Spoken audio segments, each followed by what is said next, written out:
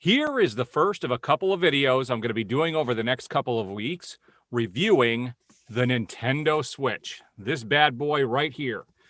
I picked this up on opening day when it came out about 4.5 years ago, and I was not going to get it after the failure of the Wii U. And I can tell you right now that this system here has become now my most favorite system of all time. And I can tell you I've owned, I think, every video game system that has almost ever been created from the original NES up, not just Nintendo, but every game system. The only system that I rank higher than the Nintendo Switch is the Sega Dreamcast. And one day I'm going to do a video on all the cool things I've done with my original Dreamcast that I still have to this day. I've made that thing immortal. But this video is going to be focusing on the Nintendo Switch 4 years after it's been released. It's been about 4.5 years, and this is my review on it.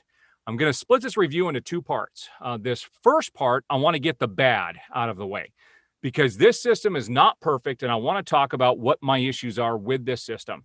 And then the next video is going to be the good, and I'm sure that video is going to be much longer. My shirt has definitely a big clue as to why I love this system and what this system does extremely well.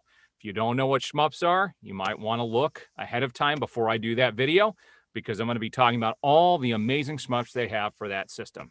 But let's talk about the bad about the Nintendo Switch. There's something that really bugs me about this system, and I don't know what is going on down at Nintendo. This is one of those WTF moments, okay? I can't understand why they do not, and this is the biggest flaw with the system, they are not selling Nintendo 64 games for it. They're not selling Game Boy Advance games for it. They're not doing GameCube. They're not doing any of those games for this system. We've gotten a lot of remakes from the Wii U, and now they've gone an interesting way with this, where if you do sign up for their online service, you get a bunch of original NES games and Super Nintendo games for free. But there are games that I myself and many others would gladly pay for. I'm a huge Metroid fan, and I would love to have new versions of the Metroid. You got Metroid Zero Mission and you got Metroid Fusion for the Game Boy Advance. I'd love to own the Super Nintendo version of Super Metroid. And it goes on from there. And there are some amazing games for the GameCube that came out. I'd love to play F-Zero GX and a lot of those games. I still have my GameCube and I own all those games for those. But they're not making these games accessible. Okay. It's great that they're getting some of these games accessible in certain ways through the online system, but there are games I want to actually purchase. Some of these games used to be available on the Wii U store. Well, the Wii U store is going down. That you're not going to be able to buy games for that. And so our only option now is to either emulate it, which Nintendo hates, and they hate the fact that those ROMs are out there, or we're going to have to not play those games or get the original hardware and play them. And this really bothers me because the GameCube, number one, does not have a natural HDMI output. And what kills me about all of this is Nintendo did a 35th anniversary Mario set this last year, and it had some amazing Mario games on it.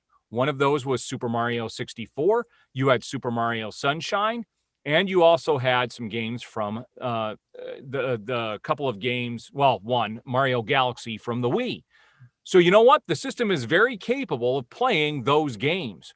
Why are these other games not becoming available? I just don't understand the logic behind Nintendo after this system being out for 4.5 years, how they can sit here and not release these games so that people can have them. It's the one major flaw with the system that really bugs me. If Nintendo started releasing these older games and make them accessible and downloadable and purchasable, if that's even a word, if you can purchase them, it would make this system absolutely perfect. There would literally be no flaws to this system. I love what it's capable of doing. I love that I can plug it in and also have it portable. And there are some amazing game collections.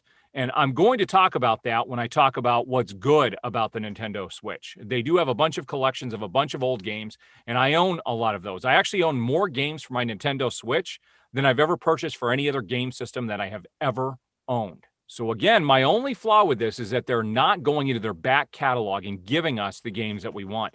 Sure, they did it for the Mario collection, but a lot of people are upset with the E3 that just happened last week, and they didn't release anything for No Zelda 35th anniversary. And I'm upset that they're not doing a Metroid 35th anniversary. I want to own all those other games on a modern game system that I know is going to be around for many, many years in HD through HDMI, perfect picture, perfectly emulated through their software and officially available through them.